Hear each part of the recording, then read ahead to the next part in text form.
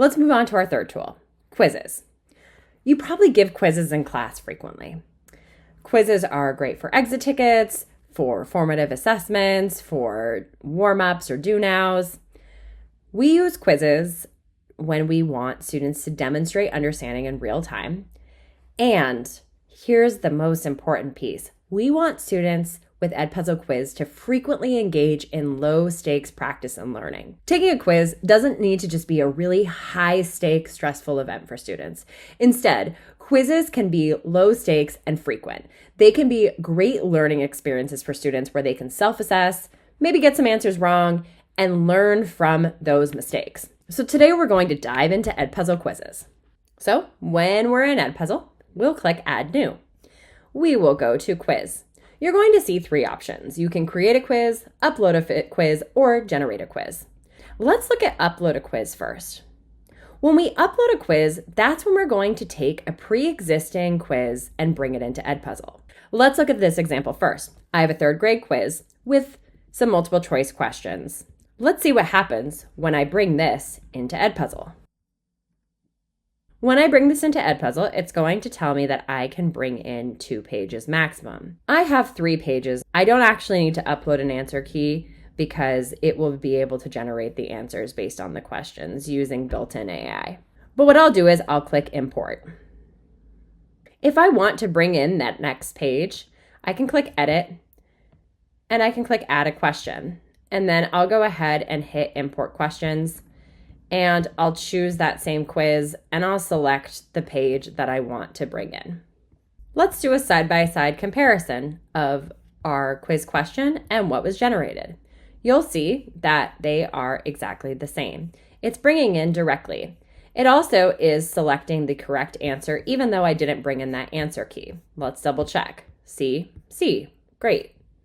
Let's now look at our next way to bring in quizzes. We can also generate a quiz. If we generate a quiz, we are going to bring in a PDF.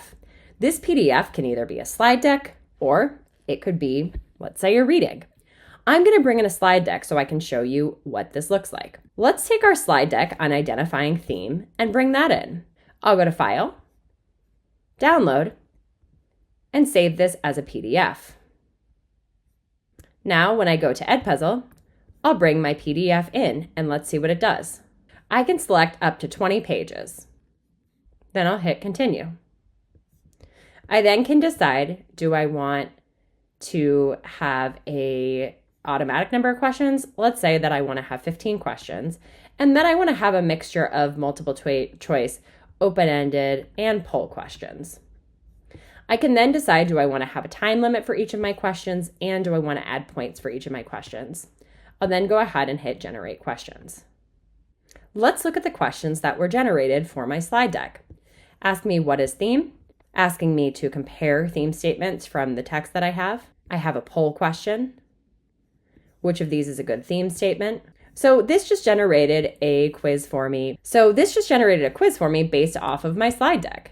It could be a great way to generate some exit tickets after you provide a lecture to your students. I could also bring in a reading and create questions that way as well.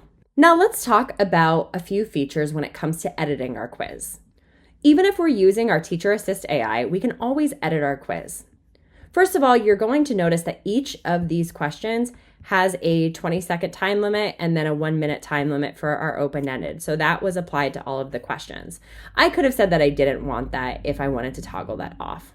If I want to go ahead and edit a question, I can do so by going specifically to the question. I can change my time limit. I could decide that I only want a single correct answer. I could remove shuffling the answers. And then one thing that I can do is if I see this magic wand, that allows me to change the question a bit with Teacher Assist. Let's go ahead and click on that. It will allow me to rephrase the question or change the difficulty of the question. Let's see what happens to this question if we make it more difficult. Great. So for this question now, students are being pushed to explain the relationship between theme and the central conflict, to think about how those can connect together, really pushing that rigor of that question. Let's try it the other way. Let's make this question easier instead and see what changes. So when it made it easier, it gave students a tip, something to think about. Let's try that one more time. Now the question stayed the same, but we're going to notice that instead of using content words such as setting, it just says where the story happens. And so it simplifies the content a bit there. If I don't like any of my generations, I can go ahead and hit cancel, or I could hit save. I can also adjust the full quiz. So maybe I wanted to differentiate a lot more of the quiz and I didn't want to go question by question. In order to do that, if I go back to my quiz and I click Teacher Assist, I could change the overall difficulty of the quiz. Maybe I want to make this a more beginner level quiz. What it will do here is it will adjust every single one of the questions. I encourage you to rename this. Something that I did when I was teaching groups of differing abilities is I might call things mild, medium, or spicy, or I might just have kind of arbitrary animal groups. I might say this is the bear group, while my more middle group was the fox group, and then the other group was the octopus group, right? And students kind of knew which groups they were in, but there was no clear indication of what levels different groups were at. So I could save the title of this. Now, when I go back into my content, you're going to see it kept my original quiz and it added the new version of the quiz. If you would prefer to create your quiz question by question manually, you also can do that by selecting a quiz and adding questions. For quizzes, you are able to gamify quizzes by putting in time limits and by toggling on points for a leaderboard. What students will see is if they complete this live in class, they'll see where they're falling on the leaderboard. If they complete this self-paced, they'll see where they are at the leaderboard at the end. And pseudonyms will be used in that situation. Just like with video, I can assign a quiz to my class and I can get insights on it. I'll just toggle on that insights and I'll be provided insights once I have at least 10 students complete the assessment. And then when I go to assign it, I also will be able to turn off time limit and leaderboard fully if I would like to for a version, or I could leave them on. I can also put this into live mode where we do the quiz as a class and I can get that misconception data right in the moment.